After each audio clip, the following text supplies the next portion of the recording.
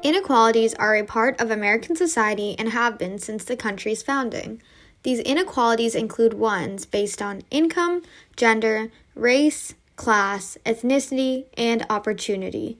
Inequalities need to be reduced because inequality puts development, poverty reduction, and people's sense of satisfaction and self-worth at risk.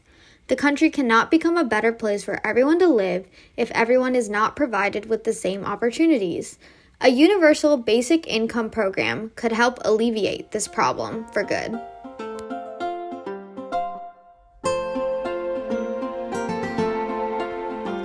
Within the United States, gender inequality in the workforce is still prevalent to this day.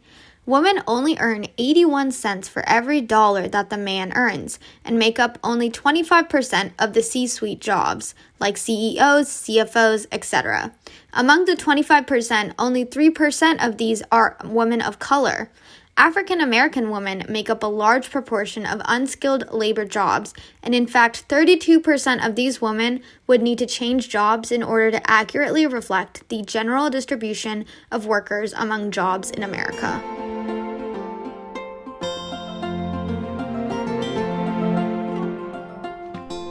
In America, systematic racism against minority groups contributes to inequality. One example of this is the school-to-prison pipeline, a phenomenon mostly observed in lower-income urban areas where disadvantaged students are far more likely to be imprisoned. Young black males are actually 5 to 10 times more likely to be incarcerated than their white counterparts. Here is a graph showing incarceration rates in the U.S. by race and ethnicity. As you can see, black and other minority populations make up a great majority of the prison population, despite having similar rates of crime. Additionally, black citizens in general are far more likely to be wrongfully incarcerated or given unnecessarily harsh sentences. Take Fairwayne Bryant, for example, a man who was given a lifetime sentence for stealing a pair of hedge clippers. Or Ronnie Long, who was wrongfully convicted of rape in the 70s and spent over 40 years in prison before being released a few months ago in September.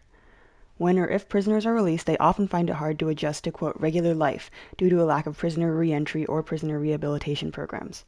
The system in place ensures that minority groups currently disadvantaged remain that way. Hundreds of years of slavery, exclusion acts, Jim Crow laws, and more contribute to a generational handicap. The graph here shows poverty rates by race percentage. Blacks and Hispanics have a strikingly high poverty rate. When parents are in poverty, it's hard for their children to make their way above that line, and more often than not remain in the same situation.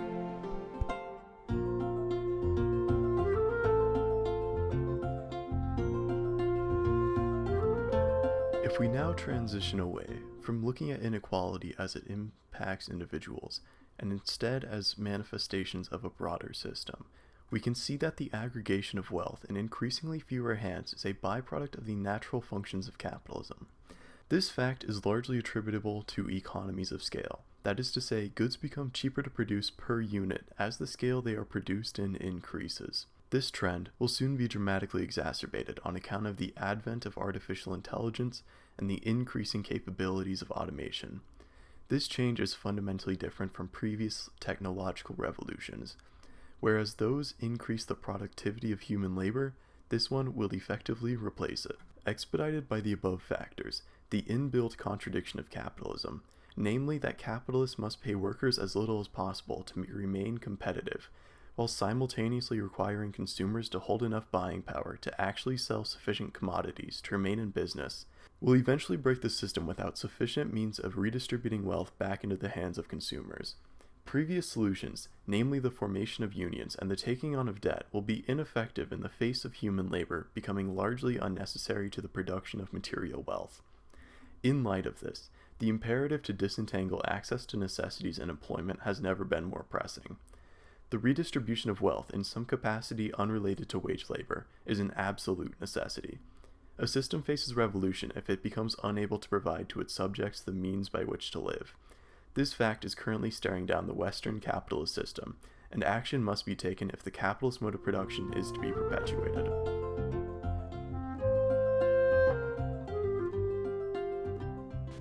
Another inequality present in the U.S. is healthcare inequality.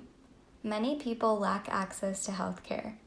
This includes access to hospitals, skilled professionals, medicine, and medical procedures. The Affordable Care Act was able to narrow the gap in health insurance a little bit, but it doesn't guarantee everyone access to quality healthcare or make sure that diverse groups are equally healthy.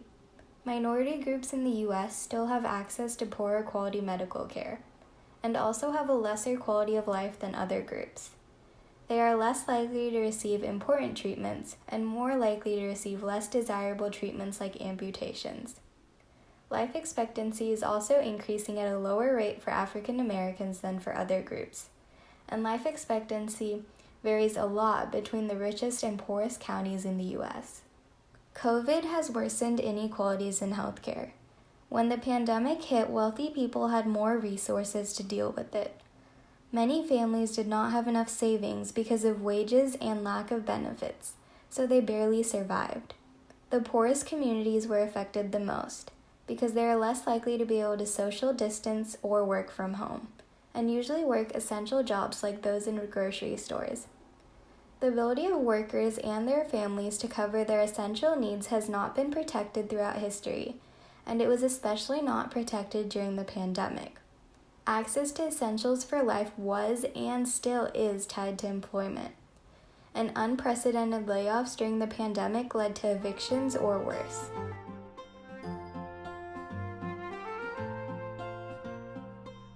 A universal basic income program is an effective solution to achieve equality for every American citizen. This program gives a periodic payment to every citizen regardless of their work status.